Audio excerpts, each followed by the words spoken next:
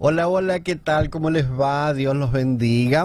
Un abrazo para cada uno de ustedes en esta oportunidad aquí con el secreto de la vida. Deseamos de todo corazón, ese es siempre nuestra oración antes de comenzar, de que lo que vayamos a conversar, discutir aquí en esta mesa, nos bendiga, nos enseñe, nos eduque y nos prepare para el reino de los cielos y que podamos aprender mucho más del secreto de la vida que se llama Jesús. Angelito querido, ¿cómo tú estás? Aquí estamos, gracias a Dios, contento de que es viernes. Viernes. Gracias a Dios. La semanita ha sido una semana muy buena. Gracias a Dios por eso.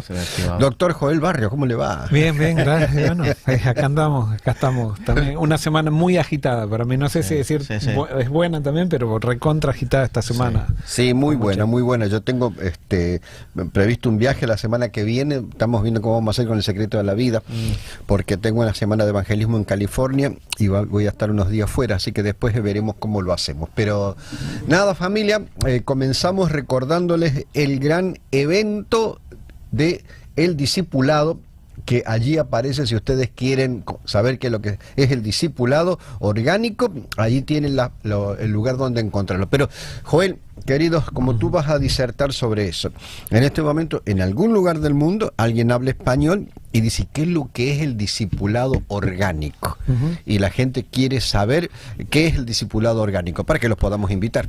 Muy bien, el discipulado orgánico trata de responder a un problema que vive el cristianismo. ¿Y cuál es el problema que vive el cristianismo? Es que los miembros de iglesia cristianos pierden la motivación, pierden... a veces no se dan cuenta, dicen, ¿por qué tengo que seguir en esto? Porque empiezan a ver incluso muchas situaciones en el mundo occidental que pareciera que no concuerda bien con lo que ellos piensan que es lo correcto. Y entonces exponemos la Biblia, los principios fundamentales de la Biblia, y uno de los propósitos es enseñar a leer la Biblia. O sea, para que cada persona pueda leer la Biblia así como la leían los discípulos, como la leían los apóstoles, como se espera que la lea cada cristiano. Nada más que muchas veces nuestros métodos para leer la Biblia están relacionados quizás con enseñanzas que nos dijeron que son ajenas a la Biblia y que vienen contradicciones. Entonces la cuestión es cómo levantar nuevamente el discipulado sencillo que Cristo enseñó a sus discípulos. No estamos acá inventando el agua tibia, no estamos incluso trayendo un nuevo método, sino que estamos simplemente reflotando el método apostólico, el método de la Iglesia apostólica, y vamos a estudiar los principios que rigen a la vida cristiana para que nosotros sepamos cómo construir un pensamiento o una cosmovisión bíblica. Cuando muchas veces tú has dicho, vamos a reaprender cómo hacer iglesia, has mencionado eso varias veces. Hay personas que pueden estar escuchando y dicen, bueno, quieren hacer una nueva iglesia. No, al contrario. O sea, el problema es que muchas veces se ha tergiversado el concepto de iglesia, y eso están en acuerdo la mayoría de los teólogos de esta época, la mayoría de administradores de las iglesias, que el concepto de iglesia que tenemos no es el concepto bíblico de iglesia, y entonces eso ha traído muchos problemas al cristianismo. Entonces no estamos tratando, vuelvo a repetir, no estamos tratando de levantar algo nuevo, ni hacer algo nuevo, sino que simplemente, bueno, esto tiene que ver no es simplemente tampoco algo que estamos empezando a implementar ahora, sino que es el resultado del estudio. Yo voy a transmitir digamos, muchas cosas que he desarrollado a través de mi estudio, a través de las oportunidades que Dios me ha dado para estudiar y aplicar ciertas cosas. Pero quiero decir que esto no es una academia, porque alguien puede decir, bueno, voy a ir y vamos a estar todo el día sentados. No, esto vamos a hacer iglesia por una semana. O sea, esto no es tanto que ver con lo que yo voy a dar en las clases, que de paso va a haber otras personas también, o lo que vamos a dar entre todos, sino que tiene que ver con la experiencia de vivir 7 días buscando a Dios.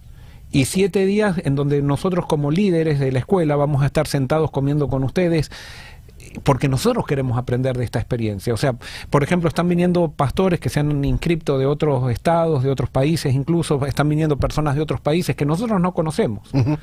Y entonces, para nosotros esto es una experiencia. Yo ya llevo 4 escuelas de discipulado, esta va a ser la 4ª escuela de discipulado, y en cada escuela de discipulado yo aprendo y soy ministrado por la gente que viene, a pesar de que yo tengo una función en la escuela.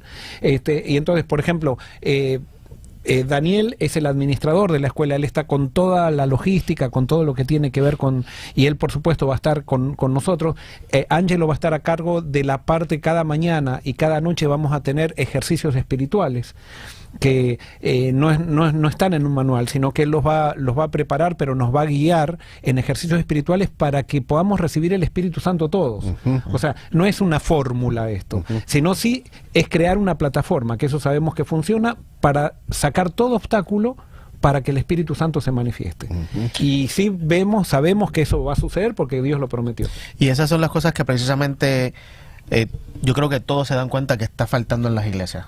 Es esa experiencia de estar con Jesús, de experimentar lo que la iglesia primitiva experimentó, y eso es lo que vamos a tratar de hacer por 7 días, ¿no? Tener esa experiencia de lo que es una iglesia viva, que nosotros recibimos mensajes de muchas personas semanalmente que dicen, mira, mi iglesia está muerta, aquí no sé si está fría, ¿qué puedo hacer? Entonces esto es lo que vamos a hacer esos 7 días, experimentar eso y que las personas que vengan puedan regresar donde van y compartir esta experiencia con otros. Y me voy a anticipar con algo, quizás estamos tomando mucho tiempo el secreto de la vida, pero me voy a anticipar con algo. Esto sí es un nuevo método, que no es un nuevo método, es algo que viene de la iglesia apostólica y que ahora hay iglesias que se están empezando a dar cuenta de que esto funciona. Claro. ¿Y saben qué es lo que funciona? Parece mentira, esto es un detalle nomás, pero cuando la gente estudia la Biblia alrededor de mesas, cambia la cosa. Y Dios nos ha dado la oportunidad de tener acá un lugar, hemos preparado un lugar donde vamos a estar estudiando la Biblia todos alrededor de mesas. Sí. O sea, no va a ser como una iglesia, sino que va a ser al estilo de la iglesia primitiva.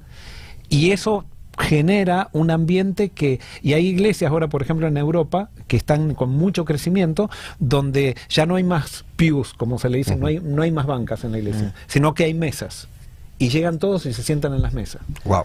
Y eso tiene, y hay que experimentarlo. Sí, realmente tiene un efecto, y más cuando se come, incluso, no vamos a estar comiendo todo el tiempo, porque vamos a seguir la reforma pro salud también, pero bueno, o sea, no es tampoco. Pero vamos a estar sentados en mesas con personas que vienen de diferentes contextos, que tienen diferentes experiencias, vamos a dialogar, vamos a discutir, va a ser un diálogo, una plataforma de diálogo que creo que no sabemos bien el resultado, sabemos que el resultado va a ser bueno.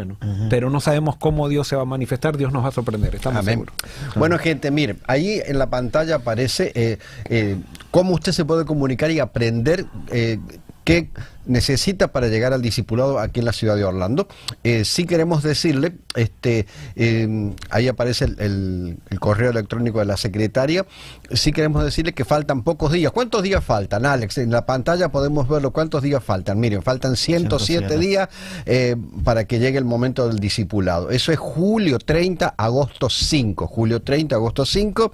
El cupo es limitado para 100 personas. Ya una tercera parte está cubierto, así que tiene la oportunidad de hacerlo ahora mismo. Entre, investigue, y si usted cree que puede llegar, pues inscríbase lo más rápido posible antes que alguien ocupe el lugar. Quizás, Daniel, una de las cosas que podríamos hacer es un día en especial, puede ser un martes o un jueves, hacer un programa especial para el discipulado orgánico, para hablar de todo esto, qué es lo que viene, por qué lo estamos haciendo y todo lo demás, para no quitar tiempo tampoco Pastor, de como yo soy una persona sumamente bondadosa, yo le cedo el secreto de la vida del lunes y el viernes que viene para que usted haga la promoción. Podría ser eso, podría ser.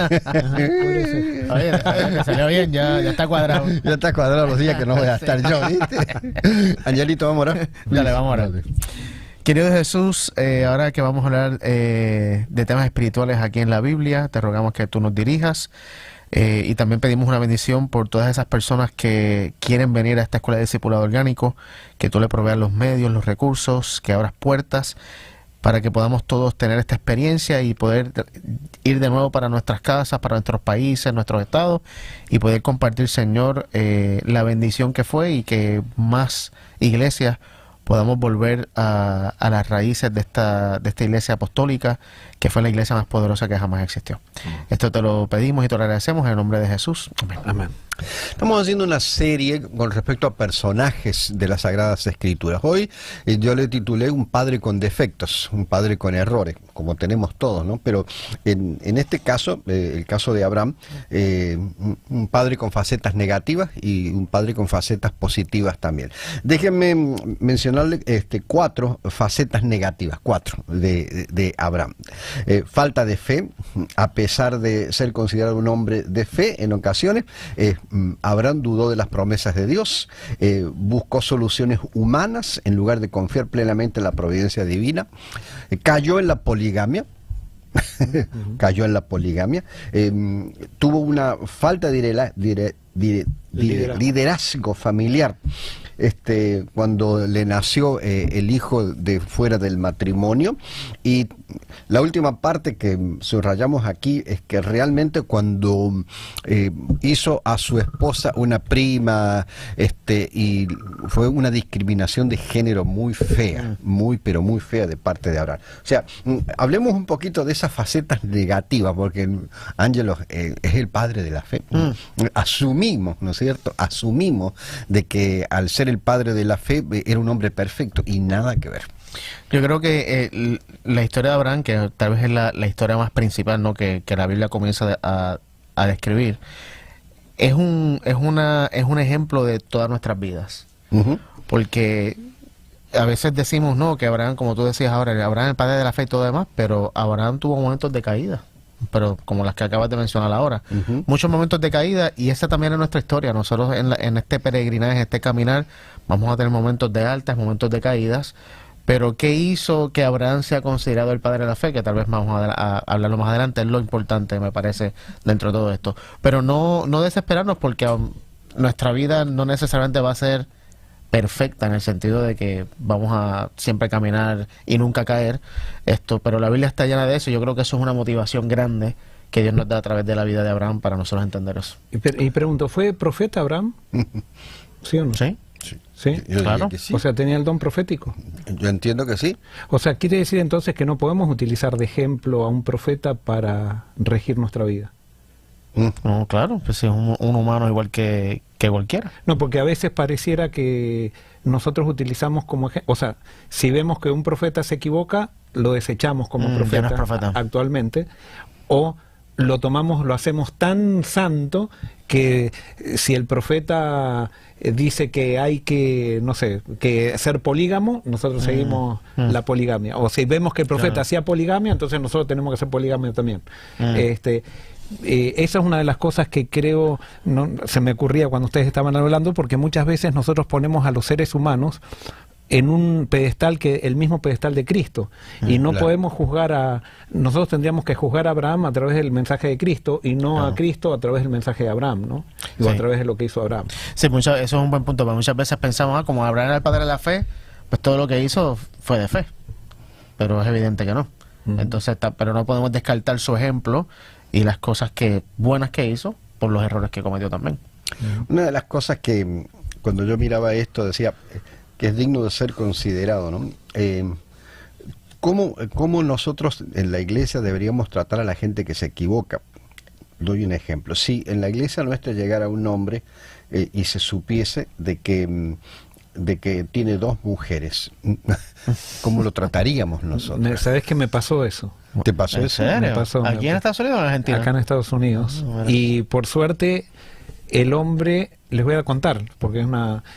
resulta que el hombre venía, era inmigrante, y entonces dice, tengo que ir a buscar a mi cuñada a la frontera. ¿No? Entonces fue a buscarla, la ayudó a cruzar el río, y la cuñada llegó embarazada. Okay. Entonces, bueno, entonces cuando nació el bebé le decía tío al papá. Entonces, pero resulta que pasaron unos 12 meses y eso, y ellos venían siempre con la cuñada y eso, y resulta que la cuñada de vuelta apareció embarazada. Entonces uno decía, bueno, pero ¿qué pasa? Que se fueron a cruzar el río de vuelta, se fue a... Bueno, y quedó embarazada 2 veces más. Oh, wow. Y entonces ahí ya nos no era del espíritu. Ya nos dimos cuenta que no podía haber cruzado el río. Claro. Y entonces tuvimos, y realmente, o sea, él estaba teniendo la hermana y tuve que ir a hablar con las personas. Gracias a Dios, no eran miembros de mi iglesia. Gracias a Dios, en esa época yo era más joven y para mí era un caso muy difícil. Pero él me decía, pastor, yo realmente me doy cuenta que me equivoqué. Pero ahora yo tengo esta familia, estas dos familias, y yo no puedo dejar en la calle. Ella es inmigrante, si yo la dejo en la calle a ella, quedan los chicos en la calle. Y entonces hablé con la esposa, y la esposa estaba un poquito desconforme, pero me decía también que la situación era una cuestión muy difícil, tóxica, pero yo creo que hasta esas personas necesitan la misericordia de Dios. Y esa persona en un momento llorando me dice, yo me equivoqué, yo me gustaría hacer las cosas diferentes, pero ya las hice así. Y ahora no puedo dejar tirada, porque me digan, tenés que decidirte por una, dejar tirada una y que se muera de hambre con todos los hijos. O sea, yo tengo ahora que mantener esta situación. Sí, no es tan blanco y negro como muchas veces la gente piensa. Así es, y Dios es mucho más contemplativo que un manual, que una ley, porque a Dios le interesa la salvación de las personas, le interesa que las personas aprendan, y aprendemos incluso viniendo de nuestros errores. Dios no quiere que sigamos en el pecado, pero sí nos acepta con todas nuestras debilidades para llevarnos a una vida más plena y a una vida donde haya libertad de nosotros mismos, ¿no? Siempre hablamos de la diferencia entre la letra y el espíritu de la ley, ¿no? Y yo creo que para Dios siempre, sin lugar a dudas, el espíritu de la ley es lo más primordial. Quizás alguien en este momento escuche y dice, bueno, pastor, dice, entonces significa que tenemos que aceptar a cualquier persona en la iglesia, en cualquier condición. Y alguien puede decir, bueno, pero en aquella época era una cuestión cultural lo que estaba ocurriendo. El hecho de que Abraham tomara otra mujer, el pedido de Sara, era una cuestión cultural. La poligamia era una cosa que la gente, era cultural. Y entonces alguien puede decir ahora, bueno, si era cultural en aquella época, pero familia, ¿y qué es lo cultural que está viniendo ahora a la iglesia? Claro, es cultural ahora también, siempre fue cultural todo eso. Ahora vos fíjate que cuando Abraham se equivoca con Sara, que la ve demasiado linda y dice, no digas que eres mi esposa, sino mi hermana, y Sara va al harén, y Abraham está dispuesto que incluso que Sara se acueste con el faraón, y a no ser que Dios se manifiesta. Entonces cuando Faraón se da cuenta que se estaba, ojo, el rey pagano que adoraba al sol, o sea, que tenía todo costumbres, que tenía un harén incluso, cuando se da cuenta que se va a acostar con una mujer casada, va y lo reprende a Abraham y dice, por poco me hiciste acostarme con una mujer casada. O sea, ese adorador del sol tenía principios que quizás ni Abraham los tenía. A esos principios. O sea, porque Abraham estaba dispuesto que su esposa, con tal de salvar su pellejo, que su esposa se acueste con el faraón y quedarse calladito ahí en su casa. Entonces, ahí vemos que la cultura, no podemos decir Abraham estamos defendiendo a Abraham porque decimos, no, él era el hijo de Dios y él no se puede equivocar. No, Abraham realmente fue en contra de su conciencia, y por eso la Biblia es un libro diferente, porque muestra el error de las personas que han sido elegidas por Dios, para darnos como clave de que nosotros no podemos seguir a seres humanos. La única referencia que tenemos que es segura es Cristo, no hay otra. Y dentro de las cuestiones culturales, y nosotros no le vamos a decir que usted tiene que pensar, sencillamente se lo ponemos sobre la mesa y que el Señor nos ilumine. Cuestiones culturales, el matrimonio hoy en día es, al estar tan desvirtuado, ha producido que muchísima gente no se case. Y que comprendan y entiendan que convivir juntos, si ellos se sienten bien y están felices con eso, pues no establecen vínculos matrimoniales ni civilmente ni con la iglesia. Y en nuestras iglesias hay mucha gente que está de esa manera. Gente que usted sabe y gente que nosotros no sabemos. Porque hay gente que te llega a la iglesia, tú lo ves, tú no vas a hacer un careo de decirle, mira, y dame el certificado de matrimonio. Y sabes, Daniel, hay una cosa que no entendemos. En las iglesias no necesitamos estar controlando a la gente. Ahí está. En las iglesias necesitamos estar predicando los principios correctos. La gente que quiere cambiar en una iglesia que predica los principios correctos, Si quiere cambiar, va a estar contenta y va a ir cambiando. Pero la iglesia que no quiere cambiar, en una iglesia que se predican principios correctos, tarde o temprano se siente incómoda y se va. No necesitamos ni echarla. Es con el mensaje que dice, no, yo no quiero esto, no quiero Cristo, no quiero que Cristo me transforme, por lo tanto se va.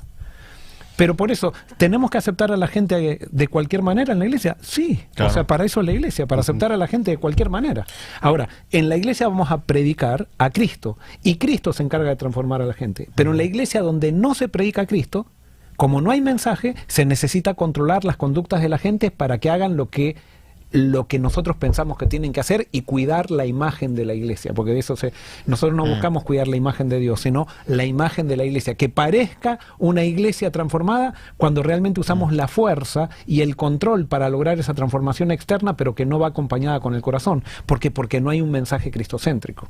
Y por eso, justo eso es lo que hablamos ahorita de la Escuela de Discipulado Orgánico. Esa es la experiencia de mucha gente, lamentablemente, que se contacta con nosotros y que nosotros mismos conocemos y que tal vez fuimos parte de ella. Iglesias donde lo único que se predican son conductas y estilos de vida, pero se disfraza con que lo he dicho muchas veces acá también en otros programas. No, pero lo voy a hacer de una manera cristocéntrica. Sí. Tú no puedes hacer cristocéntrico el control. O, no hay manera de hacerlo cristocéntrico. No hay forma de hacerlo. Claro. Es como decir, tiene un cáncer benigno. No hay ningún cáncer benigno. Exacto. Todos los cánceres son malignos. Correcto. Unos te matan y otros quizás se pueden curar, pero son todos malignos. Exacto. Porque te amenazan. Y la gente ya está cansada de iglesias así. Son iglesias tóxicas realmente. Claro, que no es un problema de denominaciones, es un problema del cristianismo. Del cristianismo nos hemos apartado, el cristianismo se ha apartado de Jesús. Y entonces gracias a Dios, están surgiendo dentro del cristianismo gente en todos los niveles, en todas las denominaciones, que están queriendo volver a Cristo. Y nosotros queremos ser parte de eso, ¿no? Hace años atrás, cuando yo estaba en una iglesia, recuerdo, yo tenía una enorme presión de gente. Fue una época en que aparecieron las minifaldas. O sea, siempre ha habido minifalda, pero viste como las modas, como que los centímetros van más para arriba, ¿viste? Oye, y yo tenía tanta presión de gente que predicara un sermón sobre las minifaldas. Sí, porque las chicas venían con la faldita corta, y qué cosa, la presión que uno tiene. Yo decía, yo no predico sobre normas cristianas, yo no voy a usar el púlpito un sábado para predicar sobre normas cristianas. Y me acuerdo, fueron hasta la conferencia, la gente de la iglesia, dígale al pastor Ponce que predique sobre las minifaldas. O sea, como la idea es que pareciera que desde el púlpito nosotros vamos a tener una autoridad como para que la gente cambie según lo que el pastor diga desde el púlpito. Y que cambie externamente. Claro, entonces, yo eso sí he visto, por ejemplo, iglesias que he sido pastor. Me acuerdo en una iglesia que era pastor y había la esposa del anciano era ultra conservadora, ¿no? Y ultra conservadora, pero entonces yo era pastor soltero en esa época y era joven. Entonces los jóvenes venían y decían, vamos a hacer un campamento de jóvenes. Y en la junta ella levantaba la mano y decía, vamos a ver el resultado de ese campamento en 9 meses. Por lo tanto, no permitamos que Y como yo era un pastor joven, decían, si yo iba, no iba a tener la autoridad para... Entonces, era una ultra conservadora, pero esa mujer evaluaba a los jóvenes de acuerdo a lo que ella pensaba cuando era joven. O sea, y a toda la represión que tenía. No, en la iglesia en la iglesia de Cristo, no somos un grupo de gente reprimida. Somos un grupo de gente limitada que busca cada día parecerse más a Jesús. Con equivocaciones, con todavía limitaciones, pero es Jesús el que hace la diferencia. No va a ser el control. Nosotros no vamos a ganar con el control que una persona sea transformada de corazón, sino que vamos a lograr que una persona se le transforme el corazón a raíz de su entrega a Cristo, y eso va a producir un cambio externo, que no lo vamos a manipular, sino que va a ser el resultado de fidelidad real y no de fidelidad artificial. Quizá usted no se escucha en este momento y dice, pastor, qué mal está nuestra iglesia. No, escúcheme. Esto no es hablar de lo mal que está la iglesia. Esto es hablar de lo bien que puede llegar a estar si nosotros somos capaces de enfrentarnos con nuestra propia realidad. O sea, yo creo que en todos los hogares, en todas las familias, llega un momento que uno se da cuenta que las cosas no funcionan. Entonces uno puede hacer una o dos cosas: se tapa la cabeza y dice no hago nada, o se levanta un día por la mañana y le dice, oh, familia, vamos a reunirnos, vamos a conversar, las cosas no están funcionando bien, tenemos que mejorar. Y eso es lo que nosotros buscamos siempre en nuestros programas. Una parte del programa es que veamos estas cosas negativas que tuvo Abraham, muchas cosas negativas, pero cómo el Señor lo amó y cómo finalmente el Señor lo levantó como un hombre de fe. Facetas positivas del querido Abraham: fe en Dios, valentía y obediencia, generosidad y hospitalidad, liderazgo y diplomacia, relación cercana con Dios y con la Biblia. Impresionante, es todo lo que las facetas positivas que pueden salir de una persona con tantos defectos, con tantos errores en la vida, ¿no? Ahora, esas facetas positivas es la obra del Espíritu Santo trabajando para superar las facetas negativas. ¿Sí? O sea, porque no era tampoco el mérito de Abraham esas facetas positivas, sino que fue justamente Abraham tomó la correcta decisión de creer en Dios y de caminar con Él. Y en la medida que caminaba con Dios, Dios le permitía que se equivoque para que aprenda de sus equivocaciones, pero Abraham iba creciendo y creciendo y creciendo y creciendo hasta transformarse en el padre de la fe, cuando justamente lo que más le faltó fue la fe. Oye, Ángel, ¿cómo tú lo ves, ese cambio de entrar a Egipto y decir que la mujer es la hermana, viste, que se la lleve? ¿Tú te imaginas tú preparándole la maleta a Sasha para que se vaya a vivir con el vecino? No me lo imagino, no me lo imagino. Yo no me lo imagino porque Sasha te da un bofetón. Totalmente. Pero y después un hombre capaz de llevar a su propio hijo al altar, producto de lo que Dios le había dicho. Es que yo me puedo identificar con Abraham. Sí. Porque yo, ¿sabes? Eso es como decíamos ahorita. Yo creo que todos hemos experimentado esos momentos de que llegamos en inglés dicen el rock bottom, a lo más bajo, pero también hemos experimentado momentos donde hemos estado en el monte de la transfiguración, hemos estado en la presencia de Dios. Y yo creo que es el caminar de Cristo. Ahorita tú decías que el Espíritu lo ayudaba a crecer, y es el objetivo de la Biblia. Cuando la Biblia habla de perfección, no está hablando de ausencia de mal, de pecados, es madurez. Dios quiere que en este caminar crezcamos, que maduremos. Y esa es la experiencia de Abraham, y por eso, si alguien nos está viendo ahora que piensa, no, yo he caído muchas veces, yo he llegado allá como Abraham, yo tengo mis cosas negativas son más que las positivas, hay esperanza, en Jesús hay esperanza. O sea, Dios quiere ayudarte a superar esas cosas negativas y usarlas para tu ventaja de cierta manera también. Ahora, Daniel tocó un tema que no, o sea, esto voy a predicar, creo, un sermón en el futuro. A ver. Pero voy a tirar acá una cosa. Vos dijiste, y tuvo la fe de llevar a su hijo, de obedecer. Yo sabés que últimamente estoy cuestionando cómo yo interpreté esto de... ¿Ah, sí? Sí, por el hecho siguiente. Para mí Dios se debe haber sentido triste con Abraham. Porque si yo te digo a vos, por ejemplo, Daniel, toma, te voy a dar un revólver, y Dios me dice que mates a tu esposa, ¿vos qué vas a pensar de mí? Estás loco. Que estoy loco. Sí. Ahora, y si vos agarrás el revólver y decís, Joel, realmente voy a ir a matarla, si vos me lo decís, voy a ir a matar. Yo, si vos me decís eso, yo digo, realmente, Daniel no se da cuenta. No me conoce. O sea, no me entiende todavía, no entiende que yo no le puedo pedir eso. Entonces, cuando Abraham le pide eso, cuando Dios le pide eso a Abraham, o sea, Dios le quería enseñar a Abraham de que él no podía pedir nunca eso. Y lo lleva hasta esa prueba porque aparentemente Abraham parecía que él pensaba que Dios le estaba pidiendo a su hijo, cuando después vemos de ahí en adelante, vemos que Dios, una vez que se revela y dice, no, yo no quiero tu hijo. Entonces de ahí está totalmente prohibido sacrificar hijos. Entonces, esa acto de Abraham de obedecer una orden de Dios que contradice su carácter, si bien ahí sí encontramos que hay sinceridad, y eso Dios le agrada a Abraham, de que Abraham crea en él a pesar de que no entiende, y a pesar de que también Dios se revela de una manera a Abraham que Abraham no lo conocía a Dios, y ahora se da cuenta que Dios no pedía sacrificios humanos, porque Dios cuando hace un sacrificio, o sea, cuando pide un sacrificio, lo ofrece él al sacrificio. No nos lo pide a nosotros. Ahora fíjate, yo lo veo a adolescente Abraham ahí. adolescente en su relación con el Señor todavía. Es adolescente. O sea, actúa... el Señor le dice, mira, ofrece a tu hijo en sacrificio. Rápido vienen a la mente los errores del pasado. Las veces que le falló a Dios con la mujer, cómo el Señor la salvó a la mujer en esto, cuando se acostó con la otra, cómo tuvo que deshacerse del hijo, que el Señor se lo cuidó. O sea, es un adolescente y dice, bueno, le he fallado tanto al Señor, ahora me pide esto.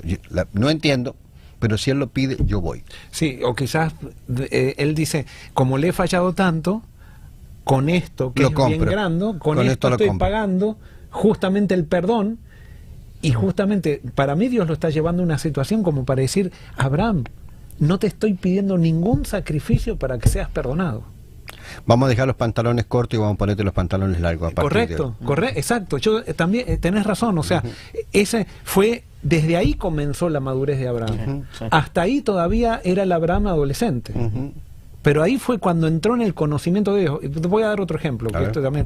Pero por ejemplo, está Moisés en el Sinaí pidiéndole a Dios que Dios le dice, Moisés, porque muchas veces Dios nos pide cosas que van contrarias a su carácter para ver si nosotros lo conocemos. Entonces Dios le dice a Moisés en el Sinaí, Moisés, voy a destruir al pueblo y voy a hacer un pueblo de vos porque este pueblo ya me cansó. ¿Y qué le dice Moisés a Dios? Le dice, no lo hagas. ¿Cómo vas a destruir a tu pueblo? ¿Qué va a decir la gente? ¿Qué esto que el otro? ¿A Dios le agradó eso que dijo Moisés? Claro. Sí, es más, pareciera que Moisés lo convenció a Dios y Dios por eso... Y no es que Moisés no lo convenció a Dios, sino que eso era lo que Dios esperaba de Moisés. Esa respuesta. Y entonces, ¿qué pasa? Pero baja Moisés del monte, Moisés no había visto lo que estaba pasando abajo, y baja del monte y ve que todo, y dice, cada uno saque su espada y mate a todo el mundo. O sea, lo bueno que había descubierto Moisés en la cima del monte, en la presencia de Dios, ahora cuando se enoja, hace todo lo contrario. Y nosotros lo tomamos como si fuera la voluntad de Dios, que Moisés quiso matar a todo el mundo. Entonces la gente dice, ves, hay que actuar con justicia, hay que matar a todas las personas que... Y no, se equivocó Moisés. O sea, en la presencia de Dios actuaba de una manera, actuaba con el carácter de Dios, pero se iba de la presencia de Dios y quería hacer, hacía todo lo que se estaba contradiciendo con lo que le había pedido a Dios arriba del monte. Sin duda que debemos hacer un programa solo para eso, porque me viene a la mente ahora, viste, y que yo también lo he predicado, porque lo he escuchado muchas veces. Qué fiel que fue Abraham, que estuvo dispuesto a sacrificar a su hijo. Y en cierto sentido sí. Claro, pero estuvo mal. No lo conocía la Dios, premisa de que de que estuvo mal. O sea, no sé, ahora pensando, ¿cuál debió haber sido entonces la respuesta de Abraham? No podría haber sido otra porque no estaba maduro. Es como dice. No, claro, pero sí, o sea, la respuesta correcta. Si hubiera estado maduro, Dios no lo hubiera preguntado. No se lo hubiera pedido tampoco. Exacto. ¿Se acuerdan cuando vamos a otro ejemplo? Cuando Jesús viene una sirofenisa a pedirle a Jesús y Jesús dice, yo le voy a tratar a esta como la tratan los discípulos, como la tratarían los discípulos, para mostrarles quién es Dios. ¿Quién soy yo? En otras palabras. Entonces viene la sirofenicia y le dice, mira, nosotros somos judíos, vos sos una perrita y vos tenés que comer de las migajas de los perros. O sea, la ofendió totalmente. Y entonces cuando los discípulos le decían a Jesús, despídela porque ella nos está molestando con su pedido, es sirofeniza y no se merece nada. Y Jesús la trata como los discípulos quisieran haberla tratado. Y entonces ella sigue insistiendo, dice, bueno, pero los perrillos van a comer de las no me acuerdo bien ahora literalmente lo que le dijo la sirofenisa, y Jesús le concede el pedido, y ahí los discípulos se quedan totalmente de día, como dirías vos. O sea, se les da vuelta la cabeza porque dicen, no, la estaba tratando como tenía que ser tratada, y ahora Jesús la trata como Dios la trataría. Entonces Dios muchas veces actúa como si fuera un hombre para que nosotros actuemos como tendría que actuar Dios, y nos da la oportunidad. Abraham no hubiera hecho de otra manera porque, como vos decís, Abraham estaba con culpa y él pensaba que con un sacrificio tenía que pagar, y Dios tenía que enseñarle que él no pedía ningún sacrificio para pagar la culpa del pasado. Y tienen que ver los hijos con eso. Ángelo, te voy a contar algo, y algo que posiblemente te pase dentro de unos meses. Vamos a ver. Y quizás a Joel también. Y tiene que ver con los hijos, porque los hijos son algo muy muy especial para nosotros. En el caso tuyo, por ejemplo, tus hijos han estudiado siempre en casa, ¿no es cierto? Han hecho homeschooling.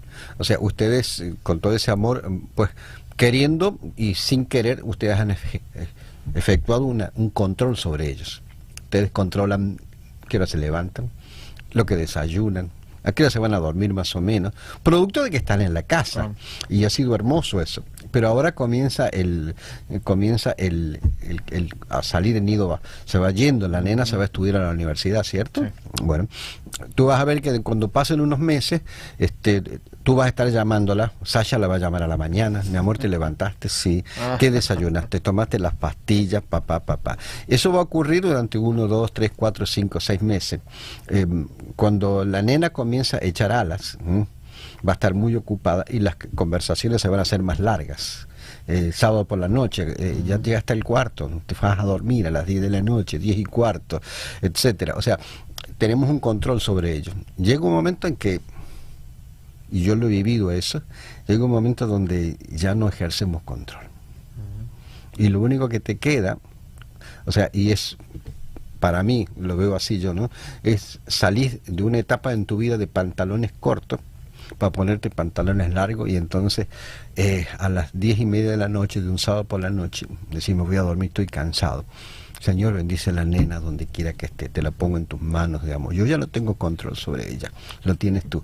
Y eso es parte de un crecimiento que se da en la vida, y bien duro. Sí, no, Señor, te bendiga. No, nosotros ya, ya empezamos ese proceso, porque Linda tiene 17 años, no podemos tratarla como una nena de 15.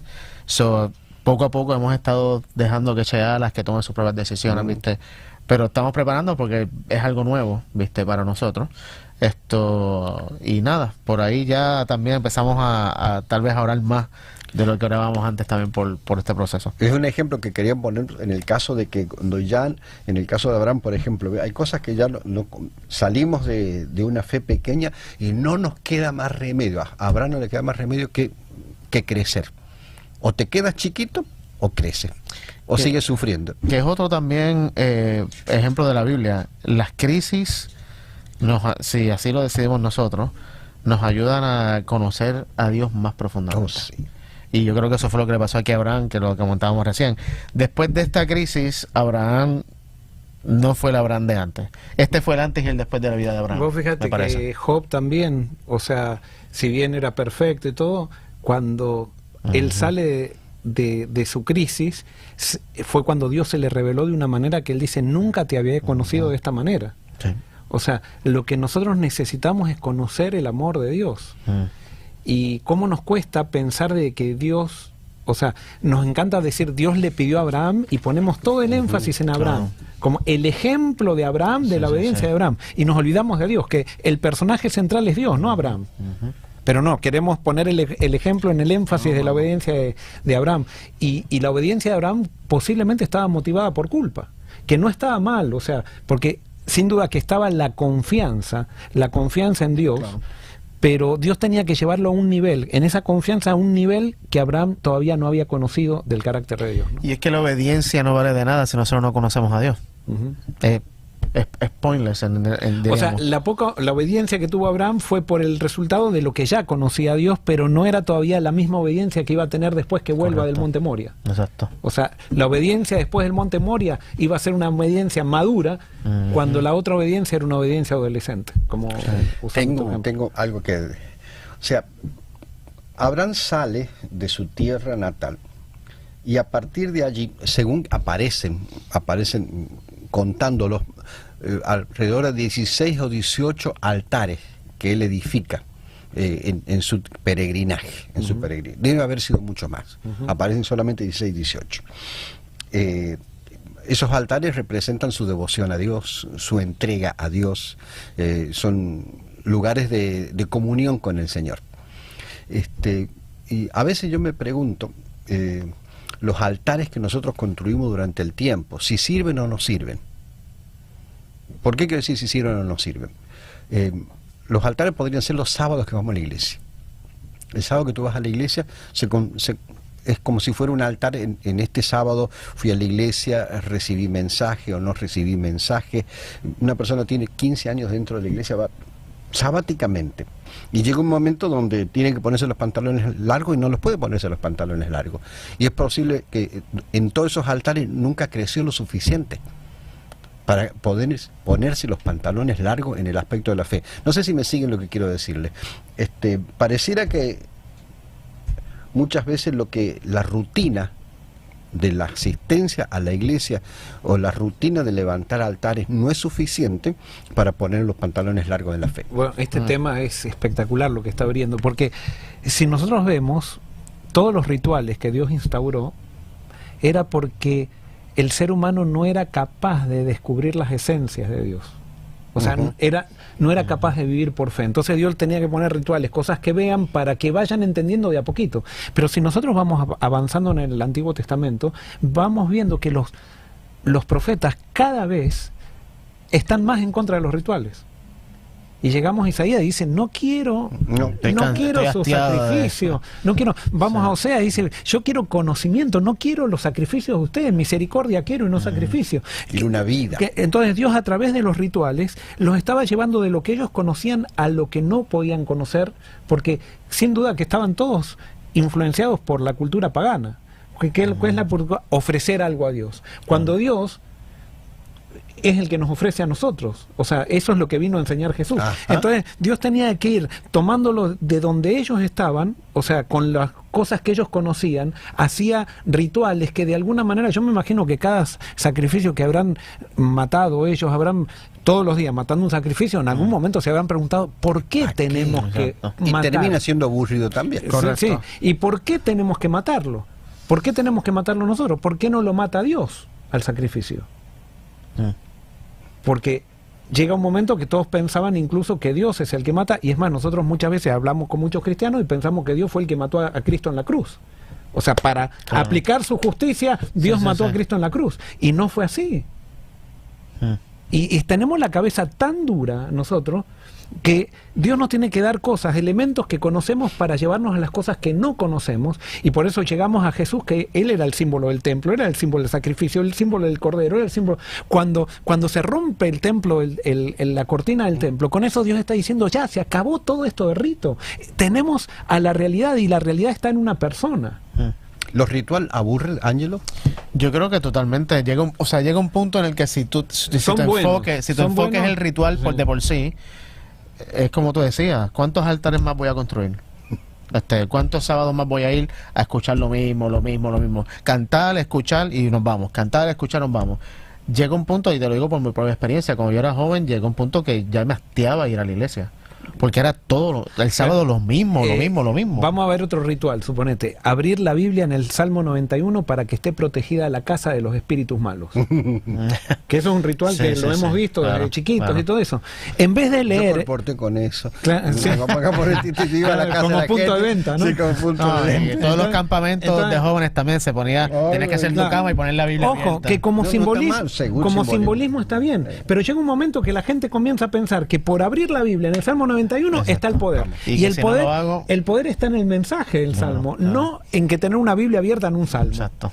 Pero el ritual es bueno, no estamos en contra del ritual, pero nos tiene que llevar a la esencia, y si no nos lleva a la esencia se transforma en algo mecánico que al final termina siendo una maldición. Es aburrido. Cuando se vuelve mecánico es aburrido. Y es maldición, porque le ponemos el poder al ritual y no a lo que apunta al ritual. De paso, después tenemos que decidir algo nosotros.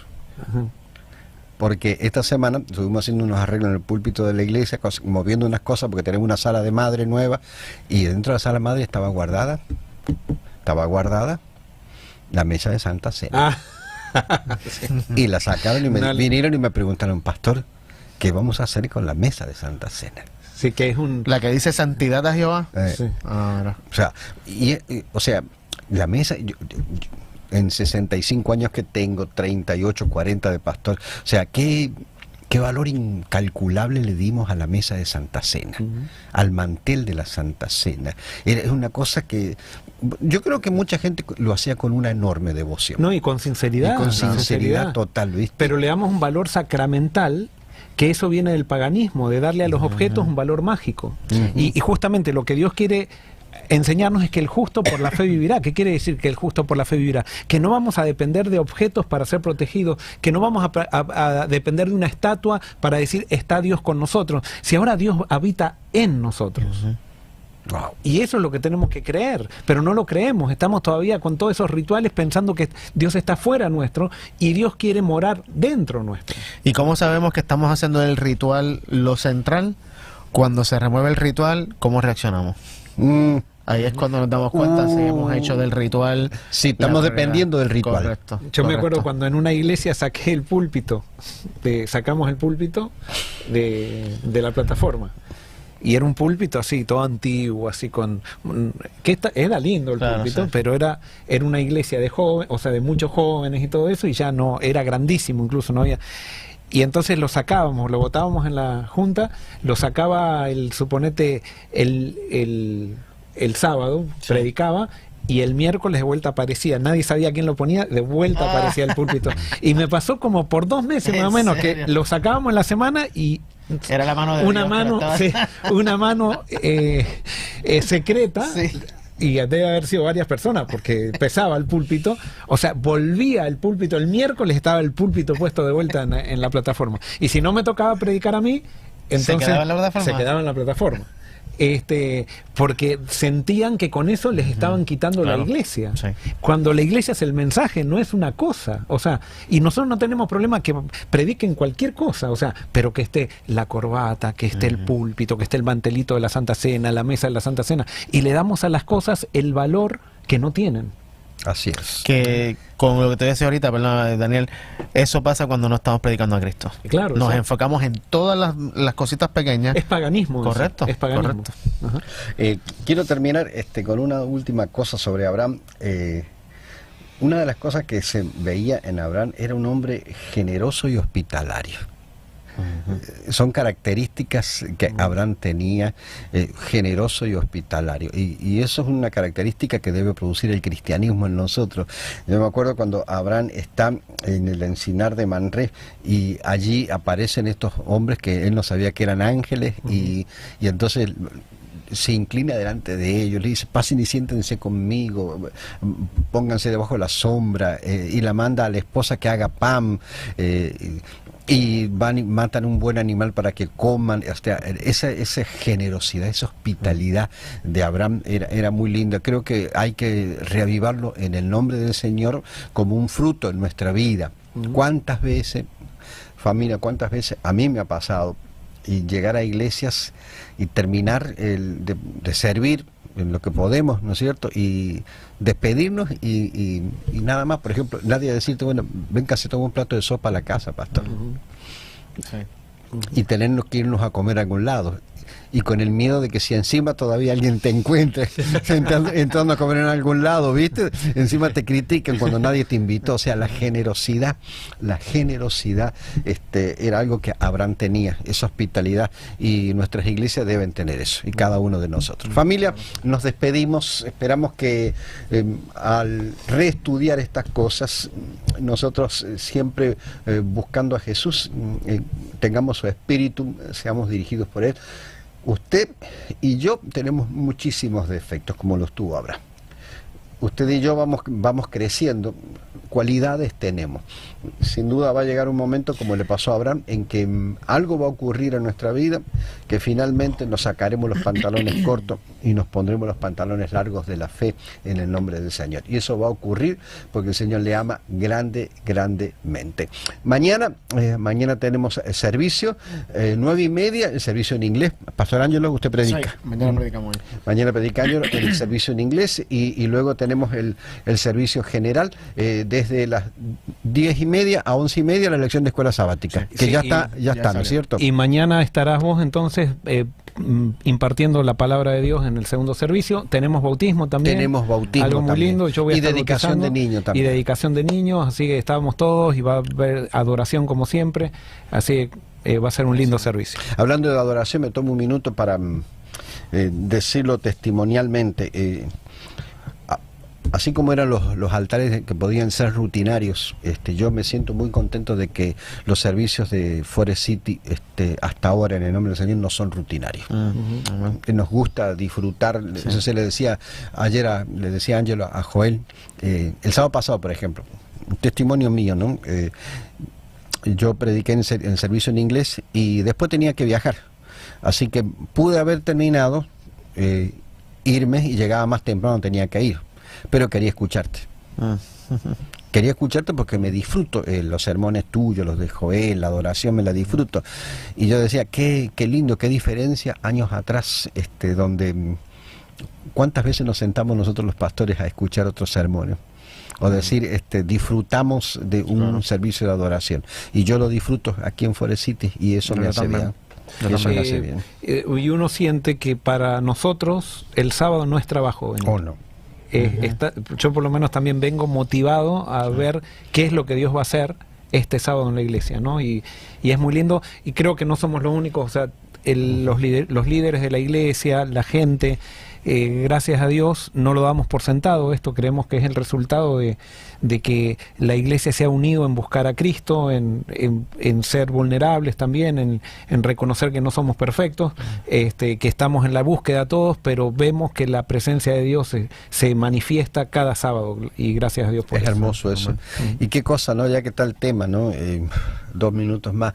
Antes, por lo menos yo sentía que el sábado había sido productivo si podía llegar a mi casa extenuado, de que había predicado en 2 iglesias, había tenido 2 o 3 reuniones de junta, 4 o 5 reuniones con esto, me sentí, llegaba a mi casa 10:30, 11 de la noche, extenuado, entonces fue un sábado productivo.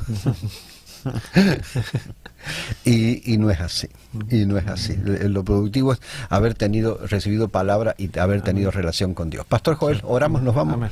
Vamos a orar. Querido Señor, qué lindo es dialogar, cuánta riqueza hay en tu palabra, y gracias porque fuiste tan sincero en presentarnos tal cual como eran los personajes que elegiste, que eso nos da esperanza a todos. Sabemos que todos podemos ser usados por ti. Pero hay algo que nos queda claro también, que solamente podemos tener un referente, y ese referente es Jesús. Amén. Amén, amén. Y por eso, Señor, te damos gracias por Abraham, porque nos mostraste que no era perfecto, pero tú hiciste con él el hombre de la fe cuando no la tenía. Gracias a tu obra. Y hoy queremos aceptar tu obra, que nos bendigas y que podamos seguir todos, Señor, en este camino, donde tú haces aquello que nosotros no podemos hacer. Y por eso todo te lo pedimos y te lo agradecemos en el nombre de Jesús. Amén. Familia, si quieren participar un poquito de esto mismo en el discipulado orgánico que está preparando Forest City aquí en Orlando, ahí lo tiene, discipulado.iglesiafc.com. Las inscripciones están abiertas, nos quedan una tercera parte todavía de espacio porque son solamente 100 las personas. Entre allí en este momento, busque la información e inscríbase, porque esto mismo que hemos hecho aquí, pues más o menos es exactamente lo mismo que vamos a hacer durante el discipulado. Un diálogo, una búsqueda del Señor y un crecimiento espiritual, hacer iglesia como Dios quiere. Un abrazo, bendiciones para todos.